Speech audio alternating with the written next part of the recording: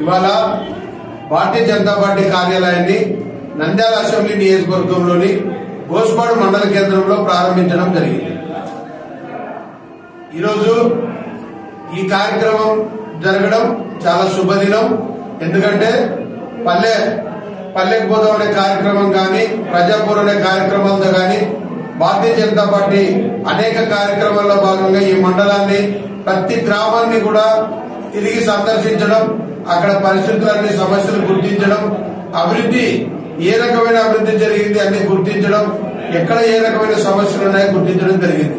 ఇందులో భాగంగా నంద్యాల నియోజకవర్గం చూస్తే, నంద్యాల నుంచి దాదాపుగా దేశానికి ప్రధానమంత్రి, దేశానికి రాష్ట్రపతిని ఇచ్చిన నియోజకవర్గం. అలాంటి నియోజకవర్గం ఇక్కడ ఈ మండలంలో కనీస వసతులు లేని, కనీస తాగునీరు లేదు, పొలాలకు సాగునీరు లేదు, గ్రామం నుంచి ఇంకో గ్రామానికి వెళ్లే రోడ్లో సమస్య విపరీతంగా ఉంది. అంతేకాకుండా గ్రామాల్లో ఇంటర్నల్ రోడ్స్ బాగా దెబ్బతిన్నాయి. పొలాలకు వెళ్లడానికి, వ్యవసాయ పనుల మీద వెళ్లడానికి కూడా చాలా ఇబ్బందికరంగా ఉంది. మండలం పూర్తిగా వ్యవసాయాధారిత మండలం కాబట్టి ఇక్కడ అనేక రకాల సమస్యలతో రైతులు కల్తీ విత్తనాలతో, కల్తీ ఎరువులతో అనేక సమస్యల్లో ఉన్నారు.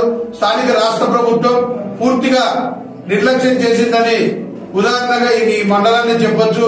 ఎందుకంటే దాదాపుగా తాగునీరుకి ఇబ్బంది పడుతున్న గ్రామాలు ఇప్పటికీ ఉన్నాయంటే చెప్పుకోవడానికి చాలా ఆశ్చర్యంగా ఉంది. ఎందుకంటే ప్రధానమంత్రి నరేంద్ర మోదీ గారు తాగునీరు మీద ప్రత్యేక శ్రద్ధ తీసుకుని అనేక రకాలుగా ప్రతి ఇంటింటికి కుళాయి ఇవ్వాలనే లక్ష్యంతో నిధులు ఇవ్వడం, కోరుకున్నంత నిధులు ఇవ్వడం జరిగింది. ఈరోజు గ్రామాలకు వెళ్తే మండల వ్యాప్తంగా ప్రతి గ్రామంలో కూడా అసలు కనీస సౌకర్యాలు లేక అనేక రకాల ఇబ్బందులు పడుతూ ఉన్నారు. కనీసం చాలా గ్రామాల్లో శ్మశాన సమస్య చాలా విపరీతంగా ఉంది. ఈ మండలంలో ప్రత్యేకంగా దాదాపుగా చనిపోతే చివరి ప్రయాణం అంటారు, అలాంటి చివరి ప్రయాణంలో సంబంధించిన శ్మశానాలు లేక అనేక రకాలుగా బాధలతో ప్రజలు అసలు అది ఎవరికి చెప్పుకోలేని వింత సమస్య. ఇదే మండలంలో పాండురంగాపురం గ్రామం వచ్చేసి దేశ స్థాయిలో రాష్ట్రపతి అవార్డు కూడా పొంది ముఖ్యమంత్రుల చేత కూడా ఉన్నత అభివృద్ధి చెందిన గ్రామ పంచాయతీగా అవార్డు తీసుకున్న గ్రామం. దానికి ఆమ్లెట్ విలేజ్ వచ్చేటప్పటికి అక్కడ కనీసం తాగునీరు లేదు, శ్మశానం లేదు, డ్రైన్స్ లేవు, రోడ్లు లేవు. ఈ మండలంలో విపరీతమైన సమస్య పూర్తిగా సమస్యల వలయంలో, సుడిగుండంలో ఉంది.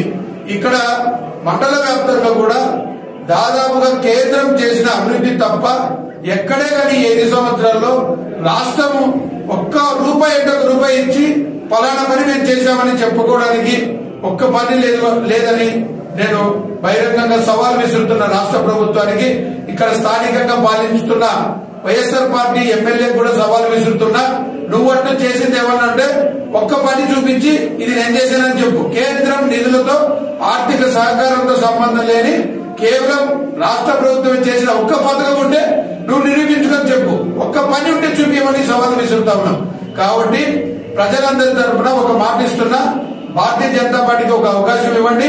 ఇక్కడ కమలం గుర్తుకు ఓటేయండి. నరేంద్ర మోదీ గారు ఒక్కసారి ఓటు వేయకపోయినా మన ప్రజలకు ఇన్ని కనీస సౌకర్యాలే కాదు, పిల్లల భవిష్యత్తు గురించి కాదు, ఇంతగా ఆలోచిస్తున్న పార్టీని ఆదరిస్తే స్థానికంగా అభివృద్ధిని మనం అనేక నిధులు తెచ్చుకొని సమస్యలు లేని నియోజకవర్గంలో ఒక మండలంగా, అభివృద్ధి చెందుతున్న మండలంగా, ప్రశాంతత కూడిన మండలంగా తీర్చిదిద్దుకోవచ్చని తెలియజేస్తూ ఈ కార్యక్రమంలో సహకరించిన మండల కన్వీనర్ మధుగోపాల్ గారికి, మాజీ సర్పంచ్ నక్క నగేష్ గారికి, మా పార్టీ జిల్లా కిసాన్ మోర్చా అధ్యక్షులు రామకృష్ణారెడ్డి గారికి, నాతో పాటు వచ్చి నియోజకవర్గం నుంచి సహకరిస్తున్న పట్టణ కమిటీ అధ్యక్షులు కసెట్టి చంద్రశేఖర్ గారికి, Nandyal rural mandal president Bharatiya Janata party Gurubrahma గారికి, మహిళా మోర్చా అధ్యక్షురాలు స్వాతి గారికి, ఇతర అనేక మంది ముఖ్య నాయకులందరికీ కూడా హృదయపూర్వక ధన్యవాదాలు తెలియజేసుకుంటూ ఈ మండలంలో పార్టీని గెలిపించాల్సిన అవసరం ఎంతైనా ఆవశ్యకత ఉందని తెలియజేసుకుంటూ ఒక్క అవకాశం ఇస్తే అభివృద్ధి చేసి చూపిస్తాం. ఒక్కసారి ఓటు వేయకుండానే, ఒక్కసారి ఓటుకు రాకుండానే ఇంత ఆలోచిస్తున్న ఈ ప్రభుత్వానికి అవకాశం ఇవ్వాలని హృదయపూర్వకంగా మీడియా ముఖంగా కోరుకుంటూ సెలవు తీసుకున్నాం.